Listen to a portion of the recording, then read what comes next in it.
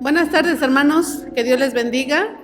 Damos gracias a Dios por la oportunidad que nos da de estar aquí en su casa de oración. Damos gracias a Dios por este mes que estamos celebrando el mes del hogar. Vamos a dar inicio a nuestro servicio, a nuestro culto de esta tarde. Vamos a hacer una oración, hermanos. Señor Dios, en esta tarde te damos gracias por tu amor, por tu bondad, por tu misericordia, Señor, que es grande e infinita con nosotros. Gracias por que nos amas. Y en esta tarde, Señor, te pedimos que tú te agrades de nuestro servicio, que es en adoración a tu nombre. Que tú nos bendigas, Señor, a través de tu palabra. Que sea, Señor, que tú nos hables a través, Señor, de ella. Que podamos nosotros, Señor, como familias, crecer juntos, seguir adelante, Señor, en tu camino. Que tú, Señor, nos hables y que tu Espíritu Santo, Señor, nos dirija, nos guíe, nos muestre, Señor, el camino que debemos de seguir, Señor, porque sin ti, Señor, nada podemos hacer. Sé pues con nosotros, agrádate de nuestro culto, Señor, que es en adoración a tu nombre. En el nombre de Cristo Jesús, amén. Buenas tardes, hermanos. Bueno, vamos a abrir nuestras Biblias en el libro de Salmos, el versículo 15, del 1 al 5. Jehová, ¿quién habitará en tu tabernáculo? ¿Quién morará en tu monte santo? El que anda en integridad y hace justicia y habla verdad en su corazón, el que no calumnia con su lengua, ni hace mal a su prójimo, ni admite reproche alguno con su vecino, aquel a cuyos ojos el vil es menospreciado, pero honra a que temen a Jehová, el que ha un jurado en daño suyo, no por eso cambia, quien su dinero no dio a usará, ni contra el inocente admitió cohecho. El que hace estas cosas no resbalará jamás.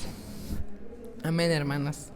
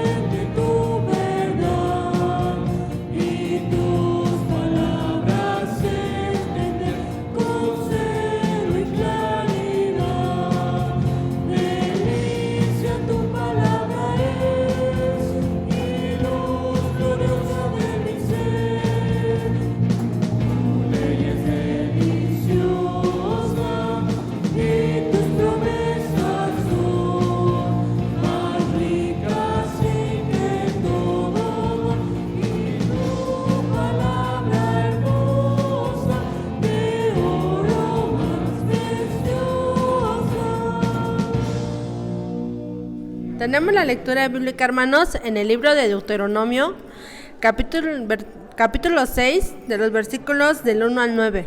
La palabra de Dios dice: estos pues son los mandamientos, estatutos y decretos de Jehová vuestro Dios, mandó que os enseñase para que los pongáis por obra en la tierra, a la cual pasáis vosotros para tomarla, para que temas a Jehová tu Dios, guardando todos sus estatutos y sus mandamientos que yo te mando, tú, tu hijo y el hijo de tu hijo, todos los días de tu vida, para que tus días sean prolongados. Oye pues, oh Israel, y cuida de ponerlos por obra, para que te vaya bien en la tierra que fluye leche y miel, y os multipliquéis, como te ha dicho Jehová, el Dios de tus padres. Oye, Israel, Jehová nuestro Dios, Jehová uno es. Y amarás a Jehová tu Dios de todo tu corazón y de toda tu alma y con todas tus fuerzas.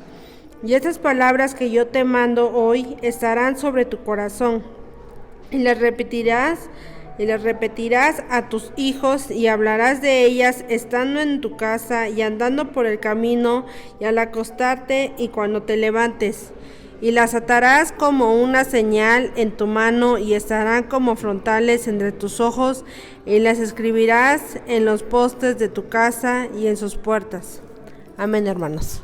Hola, buenas tardes mis hermanos, Dios me les bendiga. Es un gusto volver a estar una vez más con ustedes. Hoy vamos a ver nuestro segundo tema acerca de la familia, un tema sumamente importante. Quizás usted ya sepa lo que vamos a ver hoy, pero si no lo sabe, si no ha pensado en lo serio de esto, en lo importante de esto que vamos a ver, yo espero de todo corazón que usted pueda guardar esto en su mente, en su corazón, en su vida, y lo pueda llevar y ponerlo en práctica con su familia. Antes de empezar, le invito a que hagamos una pequeña oración. Padre Santo, gracias te damos, Padre, porque eres bueno con nosotros, porque nos has dejado tu palabra para enseñarnos a vivir la vida que tú quieres que vivamos. Nos has dejado mandamientos, nos has dejado una guía para vivir la vida correctamente. No solamente vivirla correctamente, sino hasta para ser prosperados. Señor, ahora enséñanos, toca nuestros corazones en esto que vamos a meditar, porque estas palabras que quizás muchos conocemos, muchos atesoramos, yo creo que todos de alguna u otra forma lo hacemos en mayor o en menor medida, lo podamos llevar también a nuestra familia. Padre, toma nuestros corazones, sea el que tú hables en nuestro corazón, no yo, pues te lo pido en tu nombre santo. Amén. Hoy el tema de esta tarde se llama ¿quién es responsable de la enseñanza bíblica en la familia? ¿Quién es el responsable? ¿La iglesia o los papás? Fíjense, esto es sumamente importante analizarlo, pensarlo, porque de esto va a depender qué tanto nuestros hijos, qué tanto nuestro núcleo familiar, nuestra familia, sepa, conozca o no conozca las verdades bíblicas. Hoy vamos a meditar un pasaje que se encuentra en Deuteronomio 6, de los versículos 1 al 9. Pero antes de empezar, quisiera llevarlo a pensar en esta historia, una historia ficticia, claro, por supuesto, pero que quizás podría pasarle a alguien. Imaginemos por un momento que usted, por una cuestión de causas de fuerza mayor, tiene que salir del lugar donde vive. Tiene que dejar su casa, tiene que dejar su empleo, tiene que irse a otro lugar, lo que implica que seguramente dejará a sus familiares, a los que comúnmente ve, va a dejar la iglesia donde se congrega, va a tener que dejar todo lo que ha sido su vida durante muchos, más, menos años, tiene que irse, quizás a otro país, quizás a otro continente. De pronto llega ya usted como cristiano, como seguidor de Cristo, sigue leyendo su palabra, medita en ella, reflexiona en ella, trata de que la distancia, lo que ha dejado atrás, no entristezca su vida, sino que usted siga confiando en Dios. Al lugar donde va, imaginemos que no hay ninguna iglesia. Parece utópico, pero déjeme decirle que hay lugares donde no hay iglesias. Llega a un lugar donde no hay iglesia, donde usted, al menos, es el único cristiano que sabe que existe en ese lugar. Quizás hay más, pero pues no se sabe, solamente usted se sabe de cristiano. De pronto, en el vivir la vida en ese lugar, conoce a alguien, conoce personas, sus vecinos, sus nuevos compañeros de trabajo. A alguien, en algún momento, lo lleva la circunstancia a hablarle de la palabra, de la Biblia. Usted le lleva el evangelio, le comparte, le dice las grandes verdades, le habla de Jesucristo, le comenta que hay salvación en Jesucristo, que no debe vivir esa persona, ese amigo al que le está hablando, que no debe vivir la vida triste, que hay salvación y hay vida eterna, vida abundante en Jesucristo. Esa persona que le escucha de pronto piensa, esto se escucha raro, no lo puedo entender. Pero un día usted lo lleva a su casa, conoce a su familia, conoce a su esposa, conoce a sus hijos. Observa que en su núcleo familiar, pues no se hablan toscamente, se respira un ambiente de paz, de tranquilidad, de amor, de aceptación, de paciencia. Usted le sigue hablando a esa persona del Evangelio. Después de cenar, después de comer algunos alimentos, usted le sigue hablando del Evangelio y esa persona al final se convence. Déjeme hacerle una pregunta después de esta historia ficticia.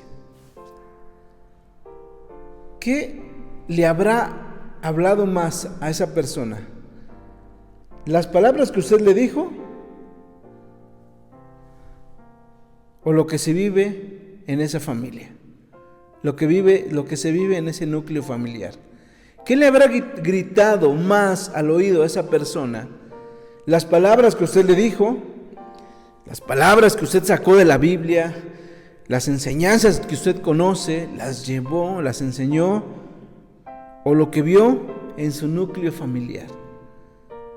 ¿Sabe? Yo creo que quizás las dos cosas le hablaron a esa persona, o le pueden hablar, pero sí estoy seguro que lo que le ha de haber gritado más, lo que le ha de haber hecho decir, wow, esta sí es una enseñanza verdadera, una enseñanza real, es lo que vio en ese núcleo familiar. ¿Sabe? Hay algo fascinante en cuanto a que nosotros hagamos lo que dice la Biblia. Cuando Jesús en Mateo 5 habla y dice que nosotros somos la luz del mundo, dice algo fascinante, dice algo maravilloso. Dice Mateo 5:16, así alumbre vuestra luz delante de los hombres, para que vean vuestras buenas obras y glorifiquen a vuestro Padre que está en el cielo. Fíjense cómo dice, así ustedes alumbren delante de los hombres, hagan buenas obras, hagan lo que deben hacer, buenas cosas, para que ellos glorifiquen al Padre que está en el cielo. Saben, hermanos, lo que hoy hacemos o dejamos de hacer trasciende en el tiempo, trasciende para el futuro, trasciende para el mañana. Y si lo pensamos en un ambiente en el mundo, en el tiempo que vivimos, imaginemos un momento esto llevado a la eternidad. Lo que hoy nosotros hagamos o dejamos de hacer también va a tener que ver con la parte eterna, con la eternidad. Déjeme hacerle unas preguntas, hermano, y con esto vamos a comenzar esta reflexión. Yo sé que ustedes no están aquí, no me van a poder responder, pero déjenme preguntarles y piensen ustedes la respuesta. ¿Dónde una persona aprende valores? Seamos más específicos. ¿Dónde una persona aprende a temer a Dios? ¿Dónde es que una persona aprende a hacer buenas obras o malas obras? ¿Dónde es donde una persona aprende a ser un buen ciudadano? ¿Y dónde aprende a ser un mal ciudadano? Hoy vamos a descubrir o vamos a ratificar, si es que usted ya lo sabe, vamos a ratificar algo que es sumamente importante. Yo quiero que usted se grabe esto en su mente, en su corazón y lo lleve a todos lados donde quiera que usted esté. Es importante, hermanos, que entendamos que los padres somos los responsables de la educación familiar. Los que somos padres, los que somos tutores, somos los responsables de la educación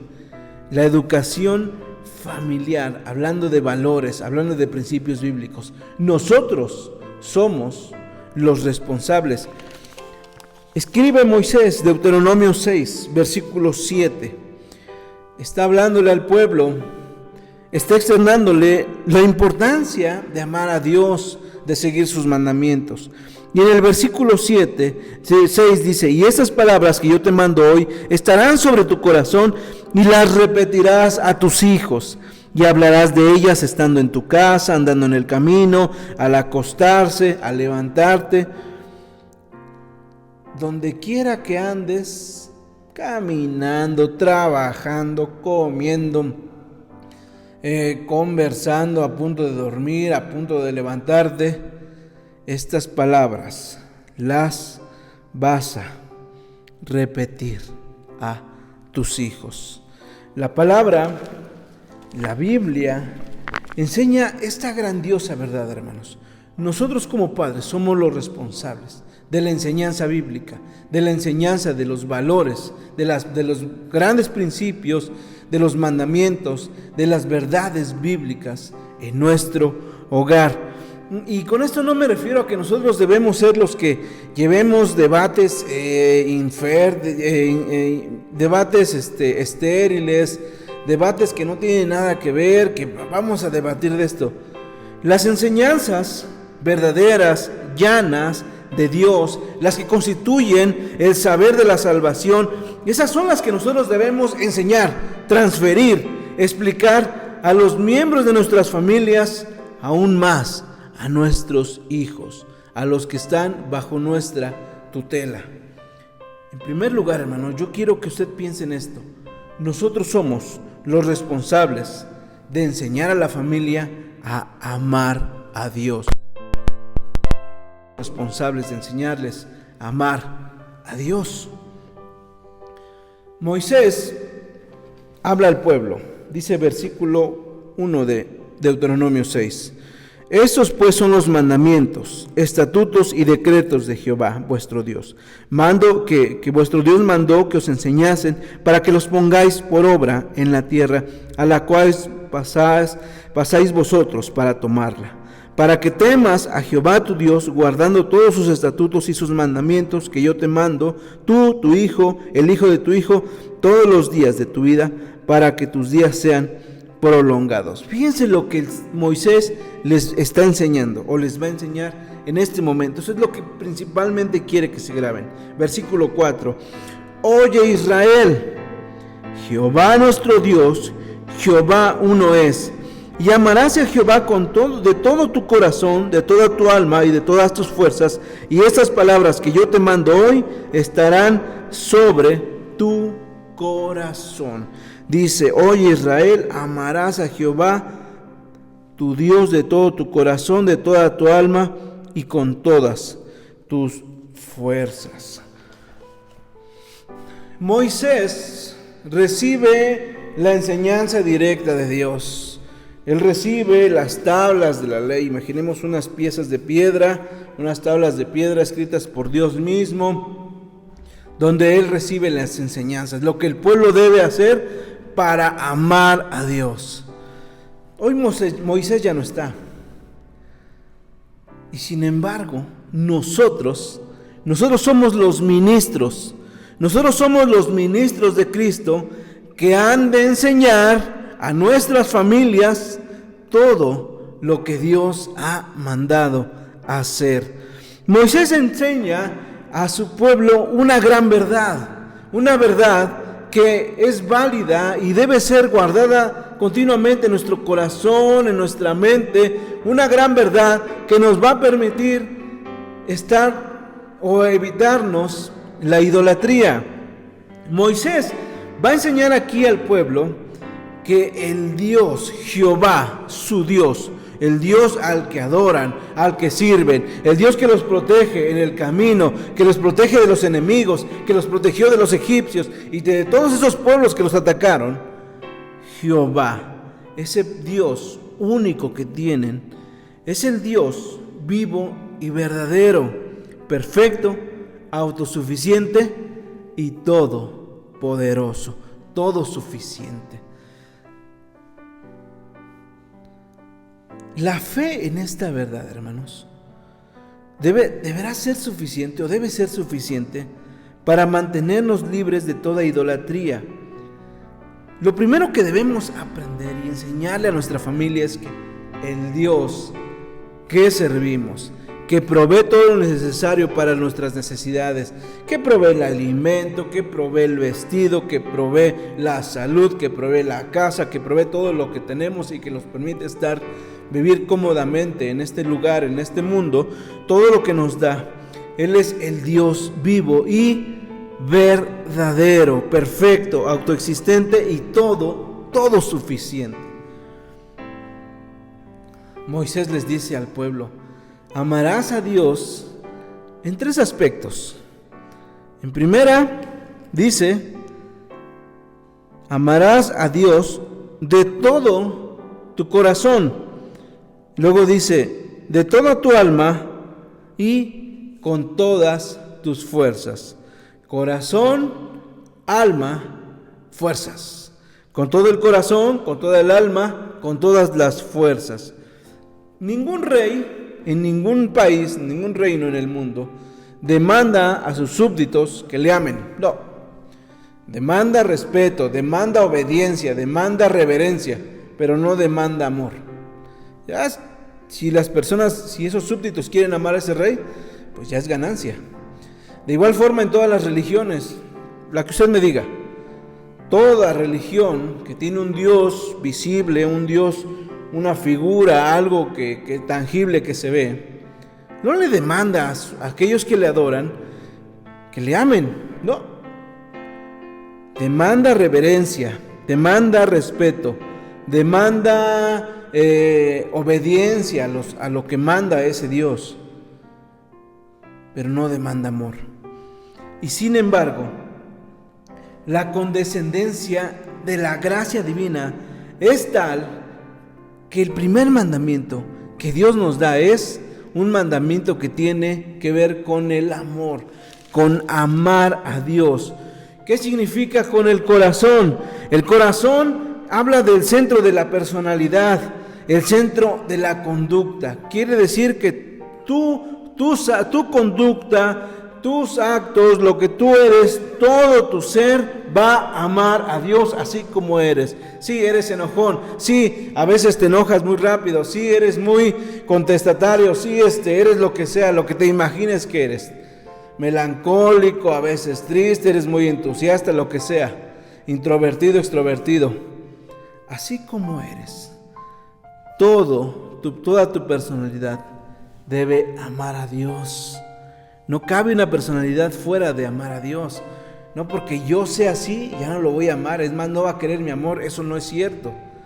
¿Qué quiere decir el alma? El alma, cuando habla en este pasaje, habla del centro de los deseos y de las inclinaciones. Quiere decir que tu inclinación, que lo que tú deseas hacer, tus deseos, dejando atrás lo que tú quieras hacer, lo que tu corazón manda y dice que hagas tus deseos, vas a preferir hacer lo que Dios quiere que hagas, amarle, respetarle.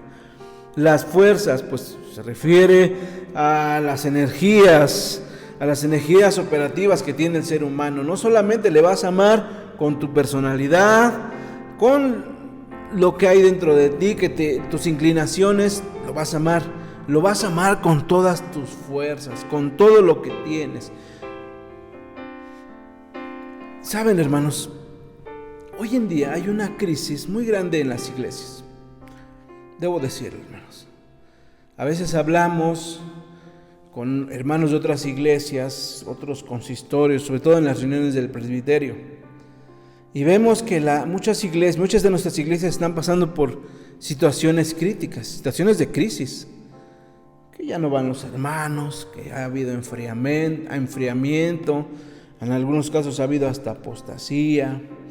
Ha habido que ya los hermanos ya no quieren reunirse, a pesar de que ya no hay pandemia, ya podemos venir todos al templo, pues que siempre ya no, etcétera, etcétera. Concluimos muchas veces que gran parte de esta crisis nosotros tenemos la culpa, porque hemos transferido la enseñanza de la fe y de la vida cristiana le hemos transferido a otras personas en lugar de que nosotros asumamos esa responsabilidad, ese trabajo. El hogar y no el templo es el centro de la enseñanza de la fe, de la enseñanza vital de la fe.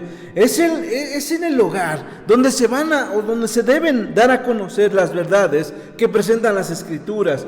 Es en el hogar donde se debe enseñar a amar a Dios más que cualquier otra cosa.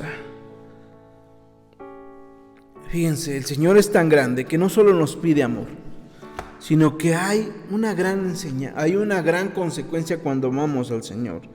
Dice: yo te mando a ti, tu hijo, el hijo de tu hijo, todos los días de tu vida, para que tus días sean prolongados. Y luego más adelante dice: para que te vaya bien en la tierra que fluye leche y miel, y os multipliquéis, como te ha dicho Jehová, el Dios de tus padres. Versículos 2 y 3. Hay una gran consecuencia de amar a nuestro Dios. Miren, en el tiempo de Moisés, cuando Moisés escribe esto, no había una iglesia, no había un templo donde adorar. Sí había un tabernáculo. El tabernáculo era el lugar donde se colocaba el arca del pacto, simbolizaba la presencia de Dios, se ponía exactamente en medio de todo el campamento, y el pueblo era el lugar donde llevaba sus animales a sacrificar, donde llevaba sus ofrendas, donde adoraba a Dios. Pero el centro de la adoración no estaba en ese lugar, estaba en el hogar. La Pascua, que era la fiesta de las fiestas más importantes que tenía el pueblo, no era un lugar donde se congregaban en un templo, donde se congregaban en un lugar donde estaban varios hermanos. Era una mesa, un lugar donde estaban las familias. Si la familia era chicas, era con otra familia. Si la familia era grande, solamente esa familia. Y el que enseñaba, el sacerdote, no era un hijo de Leví, precisamente, era el padre, el jefe de familia. Él era el que enseñaba. Porque sabes, hermano, el hogar es el lugar donde nosotros enseñamos, afianzamos, ratificamos la manera en cómo debemos amar a Dios. Si tu hijo no ama a Dios, dice: no, yo no lo amo, Dios no es opción para mí, quizás hay algo que nosotros estamos haciendo o estamos dejando de hacer. Y en segundo lugar, y con esto quiero redondear este tema, hermanos, nosotros también como padres somos responsables de enseñar a nuestras familias a conocer y respetar, a seguir los mandamientos, los mandatos de nuestro Señor. En el hogar, en la familia, nosotros somos los responsables, nosotros padres o tutores somos los responsables de enseñar a la familia a obedecer los mandatos. Moisés enseñó al pueblo todo lo que Dios le mandó enseñar. Moisés no enseñó algo que saliera de su cosecha, como decimos por ahí, no. Y el objetivo de la enseñanza de Moisés era que el pueblo aprendiera a guardar los mandamientos, a que el pueblo, en primer lugar, era enseñado para guardar, para grabárselos y guardar aquí en su corazón lo que debía hacer. Pero no solamente eso, sino que una vez que eran guardados, tenían o debían ponerse en práctica. Esa era la razón de la enseñanza, para guardar y para poner en práctica. Moisés se esforzó en mente, corazón, alma y cuerpo, para que el pueblo, los hijos de Israel, estuvieran afianzados en la fe y en la lealtad a Dios. Lo hizo, pues, por una razón, porque Dios había hecho de Israel, de la nación de Israel, había hecho su heredad, nación santa, pueblo santo, en medio de un lugar pagano que era la tierra de Canaán. Al guardar la ley, al conocer los mandatos, el pueblo se iba a proteger de muchas cosas, de muchos problemas. Fíjense lo que dice, versículo 1. Estos pues son los mandamientos y estatutos y decretos que Jehová vuestro Dios mandó que os enseñase, para que los pongáis en obra en la tierra a la cual pasáis vosotros para tomarla, para que temas a Jehová tu Dios, guardando todos sus estatutos y sus mandamientos que yo te mando, tú, tu hijo, el hijo de tu hijo, todos los días de tu vida, para que tus días sean prolongados. Oye Israel, cuida de ponerlos en práctica, por obra, para que te vaya bien en la tierra que fluye leche y miel, y os multipliquéis, como te ha dicho Jehová, el Dios de sus padres. No solamente esos mandamientos te iban a proteger de hacer lo que a Dios no le agrada, sino que le iban a bendecir al pueblo, le iban a traer bendición, le iban a permitir multiplicarse, crecer, desarrollarse en ese lugar, que era un lugar totalmente ajeno al lugar donde ellos habían estado los últimos 40 años, los más viejos, o los primeros años de su vida. Cuando el Evangelio llegó,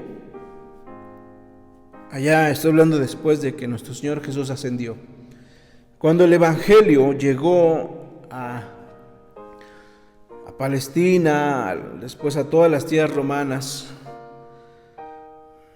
no arrancó bruscamente a las familias del sistema habitual familiar que existía. ¿Qué quiero decir con esto? Cuando el Evangelio llegó, el Evangelio no hizo que las familias, que los cristianos salieran de sus familias, o fueran arrancados, o que se separaran porque había pecado, porque había otras cosas ahí. No. En realidad esto no fue así. Más bien, cuando el Evangelio llegó a las familias, reconoció los valores que había en las familias cuando estos respondían o cuando estos correspondían a los principios del reino de Dios. ¿Qué quiero decir con esto?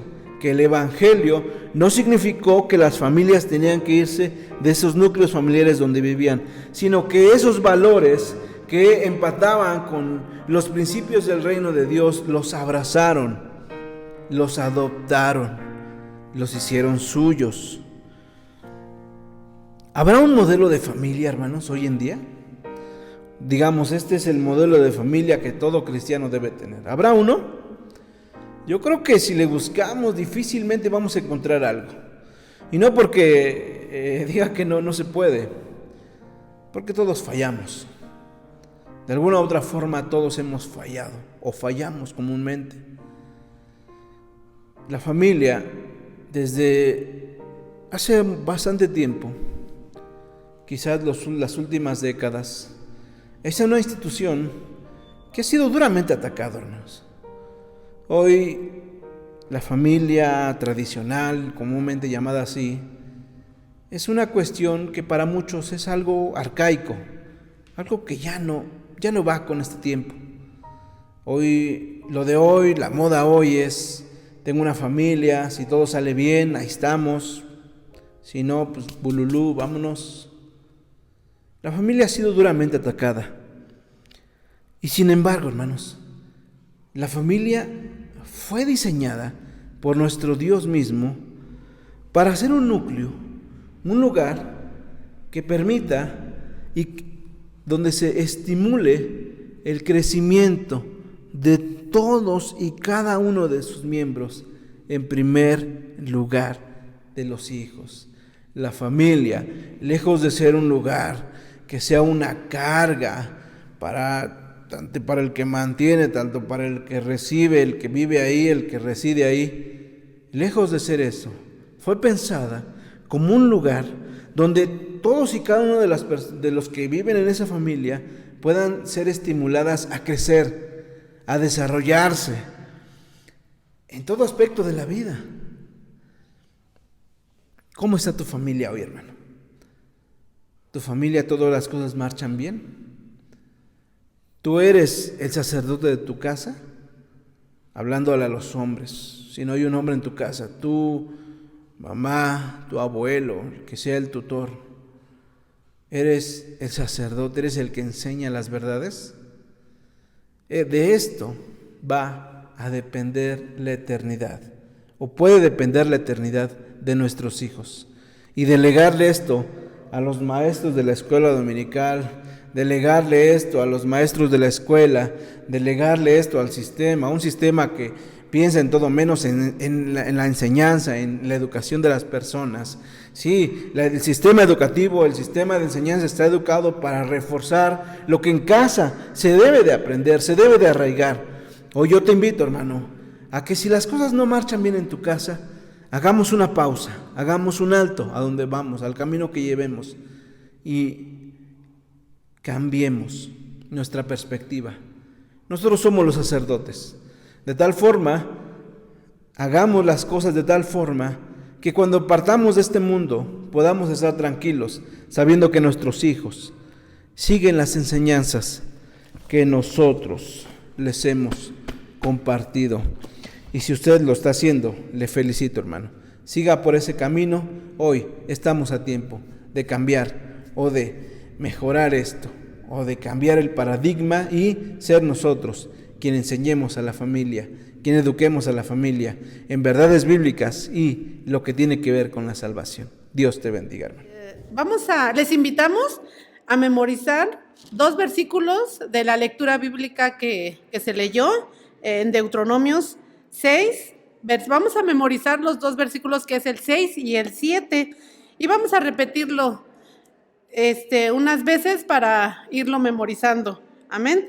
Dice: y estas palabras que yo te mando hoy estarán sobre tu corazón, y las repetirás a tus hijos, y hablarás de ellas estando en tu casa y andando por el camino, y al acostarte y cuando te levantes. Amén. Nuevamente: y estas palabras que yo te mando hoy estarán sobre tu corazón, y las repetirás a tus hijos, y hablarás de ellas estando en tu casa y andando por el camino y al acostarte y cuando te levantes.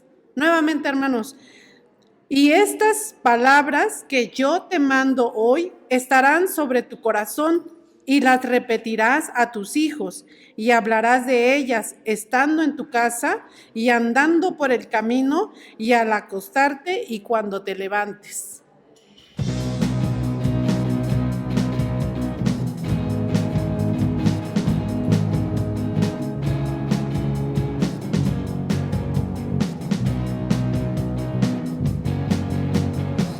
Alabado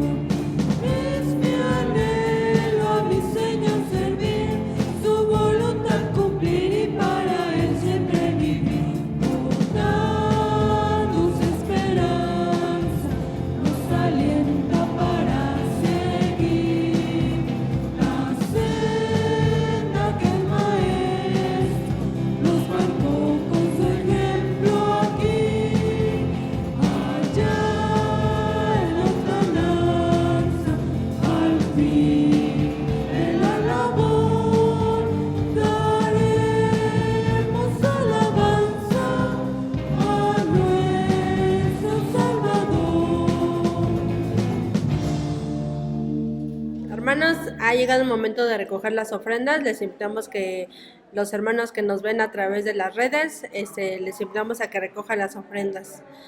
Vamos a orar.